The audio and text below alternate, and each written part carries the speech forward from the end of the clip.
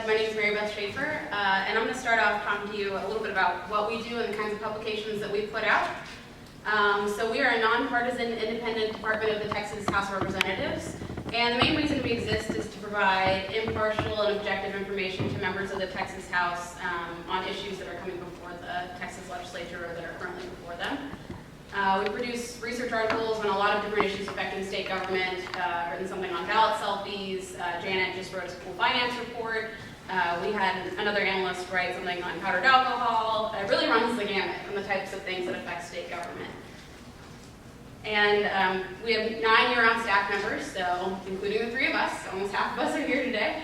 And then during the session, we more than double our staff. So right now we're hiring 10 researcher writers, which we'll also call session analysts kind of throughout this presentation. And Laura's going to talk more specifically about that later. Then we also hire an administrative clerk during the legislative session. So a little more specifically the kind of publications that we put out. So I mentioned that we report on issues that are before the legislature. So during the legislative session, that takes the form of our daily floor report. So what that is we analyze all the bills that are scheduled for debate on the House floor. So we summarize what the bill would do in plain language, and then we also summarize the arguments that are being made for and against the bill. We compile those bill analyses together into our daily floor report, and that goes on the members' desk every day. So that's pretty cool. And if you were to be one of our session researcher writers, that's the main thing that you would be contributing to. We also do other policy reports, so during the interim we do kind of longer form reports. We also have an interim news briefs website, and I'll show you examples of these different things in a moment. And during the legislative session, the one bill that the legislature is constitutionally required to pass is the budget, so we do a few different reports on the budget. We do some procedural reports during the legislative session, like how a bill becomes law, committee procedures. And after the legislative session, we report on what happened during the legislative session, so major issues that came up, the governor's vetoes, and constitutional amendments. And then we also do a legislative staff directory during the session. So, Janet, you can pass around. Oh, you already did it. Okay, one step ahead of me. So I'll break down what a bill analysis looks like, since that's the main thing that we do during the session. And our daily floor report is the one with the blue cover right there, sort of iconic. And our bill analysis has a pretty rigid structure. So we have a subject line that briefly describes what the bill's about. We tell you what legislative committee the bill came out of and what the vote was out of committee. We list witnesses that registered or testified on for and against the bill in a public hearing. And sometimes bills require context, so we might provide a background, and that might include relevant court opinions. It might talk about what current law says, the law that would be changed by the bill. And then a main part of the bill analysis is the digest. And I mentioned a few minutes ago that that's a plain language summary of what the bill would do, and that's a key thing, is plain language. So if you've ever looked at a bill or law, it can be really complicated, really convoluted. So what we're trying to do is translate something that's really complex for a more general audience. And that's where we can really use people who've studied journalism, who have journalism experience.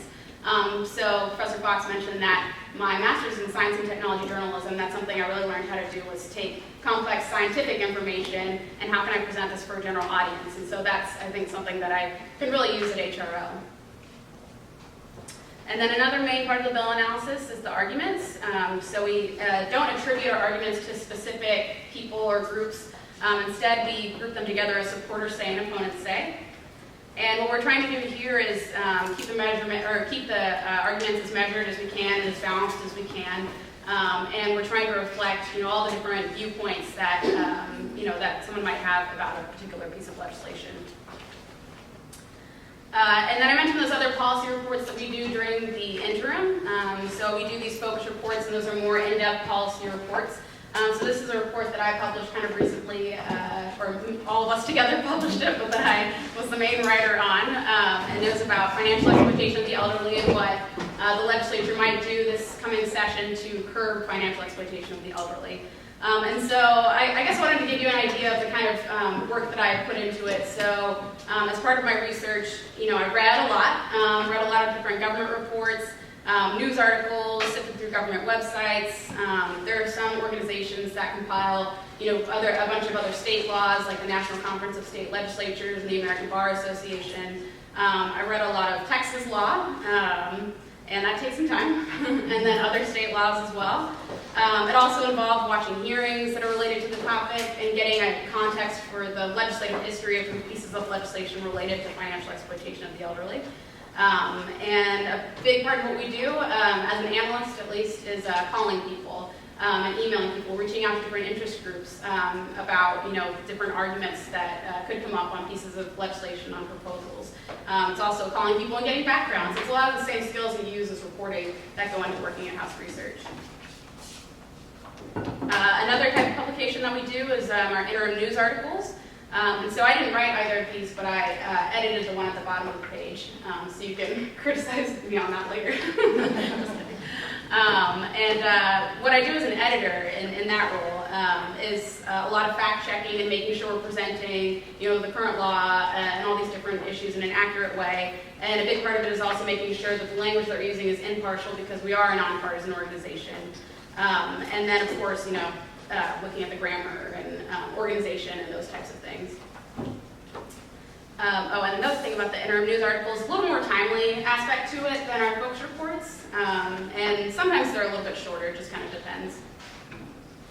And then this is from our Interim News Briefs website. This is another thing that I wrote about payday lending. These are also different from our books reports in that they have that kind of timely aspect to it. They also tend to be the shortest things that we write, so they run to be about 800 words at the most. It's the same kind of research that I would put into a longer form article, but not quite as in-depth. So I'm still reading a lot, watching hearings, going to relevant briefings, calling supporters and opponents, and making sure I understand the arguments that are being made for and against different proposals, and maybe talking to a relevant state agency if that's appropriate. And I thought I'd make a case for working at the state level. So when I interned in the Texas Lieutenant Governor's office, a lot of the folks that I worked around had some experience working for the federal government, and I asked, why did you come back and work for the state? And they said, working on the state level, you can really see the impact of your work. And I think that's true working for House Research also, because if you're, during the session, if you're watching the House floor, they live stream it, or if you're in the gallery, you can see people reading our reports, and you can see how our work is informing the debate, which I think is pretty awesome. You don't get a lot of opportunities like that. And it's worth mentioning the position also offers a competitive salary. It's $3,600 a month, and particularly that's good for a temporary position. And you accrue state service during that time, like you're a regular state employee, so that is associated with benefits down the road if you keep working for the state. And you also get to work with a small, smart, kind, and fun people, and all the fun stuff is optional, obviously, but we like to do trivia, and we're pretty good at it. There are a lot of different session events, and sometimes little sporting events between the House and Senate staffers, so there are pictures up there from the House-Senate soccer game, which we lost, unfortunately. But it really is a great place to work, so I hope if you're graduating in December, or later on down the road, I hope you consider it. And we're happy to answer any questions you might have. Aside from the pamphlets and papers that you handed out before, do you guys use like social media or any like other multimedia avenues to disseminate the information that you guys go through to the public? You said social media? Social media, any different avenues besides like print or multimedia? I guess I'll send it to Janet, yeah. Yeah, up there, we do have a Facebook page that we publish our reports on, or publish links to our reports, and we have a Twitter feed that we tweet out links to our publications. And you can also subscribe on our website, so that certain publications, when they're posted, you get an email notification, whether for interim reports or for the floor report during the session. You can actually get a notification.